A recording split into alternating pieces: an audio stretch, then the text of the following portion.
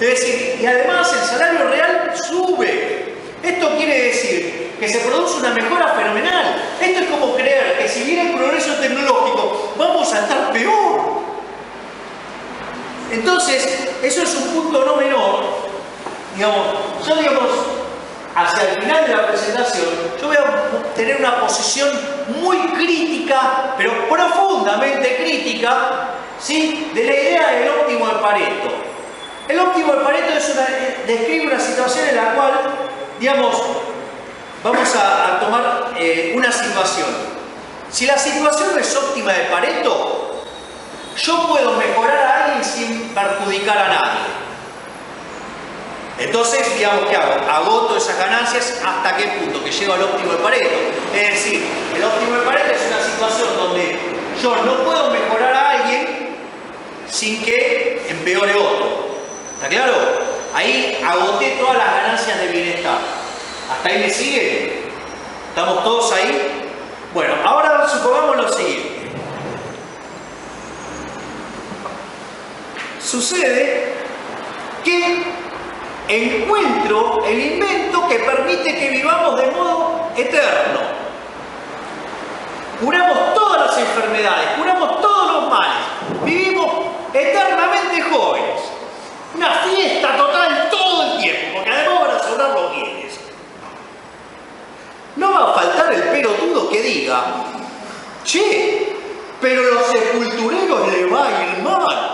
De hecho, van a quebrar. Si hay algo que yo disfruto fenomenalmente, es cuando voy por la calle o por una avenida y veo que cierran las funerarias. Es una fiesta eso. ¿Por qué cierran las funerarias? Muere menos gente. Porque se muere menos gente. Porque se ha incrementado fenomenalmente la expectativa de vida. ¿Está claro? Entonces, lo que hay que tener en cuenta es que el óptimo de Pareto, como ustedes, es una porquería. O sea, ¿se imaginan si alguien le hubiera dado bola a los productores de velas cuando Edison inventó la lamparita? ¿Qué estaríamos ahora? ¿Iluminados por velas? ¿Eso es bueno para quién? ¡Para nadie! ¿Está claro? Entonces, lo que ustedes ven ahí es un progreso fenomenal. ¿Sí? Digamos, y lo que hay que hacer es prepararse para eso. Sí, es en dólares corrientes. No, eso es en dólares de PPP. ¿Sí? Es una definición técnica del tipo de dólar que se llaman Gary Hamins, algo así. Ahora no me sale bien el nombre. Pero son dólares constantes. No son dólares nominales, no, porque si fuera así, digamos, nosotros seríamos hiper multimillonarios, ¿no? Digo, con todo el mismo poder de compra en cada... Exactamente. Entonces, esto es una de las cosas que a mí me parece también interesante para ver, que es la aceleración del crecimiento. Si ustedes toman la tasa de crecimiento del Producto Per Cápita a lo largo de los 2000 años que estamos estudiando, la tasa de crecimiento per cápita fue del 0,13%. Ahora, si ustedes se fijan, ese gráfico que vimos antes de este, ¿qué mostraba? Que en los primeros 1800 no crecimos nada y que en los segundos 200 crecimos un montonazo. Entonces fíjense que si ustedes separan los periodos, en los 1800 primeros años crecimos al 0,02%. Mientras que en los últimos 200 años, en términos per cápita, crecimos 1,1%. Es decir, que la tasa de crecimiento se multiplicó por 55. ¿Sí? Es decir, a ustedes les puede parecer un número pobre, pero es un tazón. O sea, es 55 veces más grande de lo que venía. Es más, también sabemos que no es lo mismo lo que pasó durante el siglo XIX que lo que pasó en el siglo XX. Entonces, cuando ustedes abren estos siglos, durante el siglo XIX el mundo creció a 0,65, mientras que en el siglo XX creció 1,58, es decir, casi se triplicó. A pesar de que hubo 2 guerras mundiales, hubo shock petrolero, hubo un montón de despioles. No, bueno, sí, en Argentina, ¿no? Entonces, y es más, si ustedes particionan en partes iguales el siglo XX, van a ver que durante la primera parte del siglo XX se creció al 1,06 y durante la segunda parte se creció al 2,1.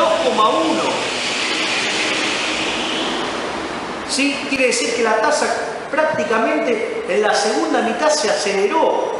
Y si ustedes toman la tasa de lo que va del siglo XXI, estamos en el orden del 3%, a pesar de haber tenido que enfrentar una situación y una crisis fenomenal, como lo que fue la crisis subprime, que todavía sus efectos hoy perduran.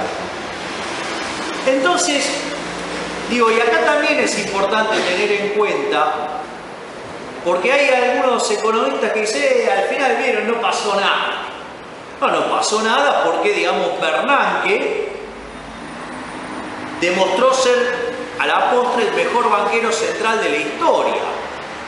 Porque cuando ustedes miran la Gran Depresión, la velocidad de circulación de la cantidad de dinero, que es la inversa de la demanda de dinero, cayó cerca de un 30%. Esto quiere decir que si la cantidad de dinero estaba constante y la velocidad cayó, el PBI nominal de la economía tenía que caer, y de hecho fue algo que pasó, que el PBI se destruyó, tanto en términos nominales como en términos reales. En el caso de Milton Friedman y Anna Schwartz, que está volcado en el libro La historia monetaria de los Estados Unidos, concretamente en el capítulo 7, que se llama La gran contracción de 1929-1933, el mundo hubiera entrado en una crisis que hubiera sido por lo menos el doble de grave, o más que el doble, de lo que fue la Gran Depresión. Por lo tanto, digamos, estamos frente a un caso fenomenal. Ahora, miren esto, porque es muy interesante también. Sucede que existen algunos estudios en los Estados Unidos que contemplan el hecho de que las cuentas nacionales suelen subestimar el verdadero crecimiento del PBI, porque muchas veces no pueden captar los efectos del cambio tecnológico. Entonces, ¿qué es lo interesante de todo esto? Que esas estimaciones muestran que la tasa de crecimiento durante el siglo XX, en lugar de ser, en términos per cápita, en lugar de ser unos 58, ¿sí?, hubiera sido cerca de unos 70. De 2,70 quiero decir, es decir, 1,1 más alto. Eso quiere decir que si hoy el mundo está creciendo al 3%, estaríamos arriba de 4,1. Y estar arriba de 4,1, ¿qué significa? Que estamos en un sendero que nos permitiría en este siglo multiplicar el PBI per cápita por ¿cuántas veces? Por cerca de 60 veces. Es decir, que este camino de la singularidad es bastante tangible.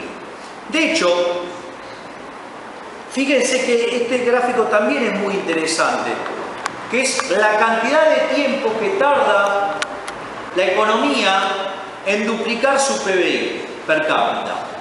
Entonces, si ustedes toman todo el periodo, fue en realidad de 533,6 años. Sin embargo, vimos que esto cambió en el tiempo.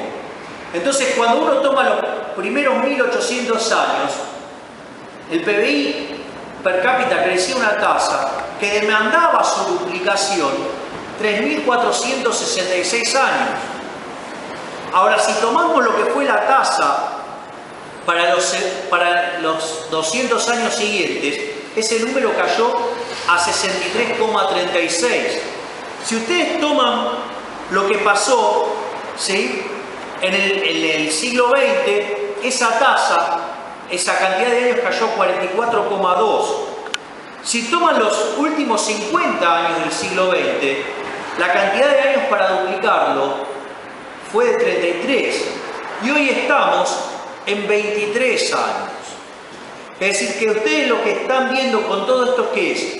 Un proceso de aceleración en la tasa de crecimiento del producto per cápita. Por eso no tiene sentido la cantidad de barbaridades que ha dicho el señor Piketty. Es decir, Piketty no solo odia el mercado, no solo odia el capitalismo, sino que además es un mentiroso, ¿sí?, que ha fraguado estadísticas, que ha armado datos en favor de probar algo que no existe, y que todas las calamidades que él, digamos, suele mencionar son en base a proyecciones absolutamente antojadizas, que cuando uno chequea la capacidad de predicción de la metodología Piketty es verdaderamente aberrante.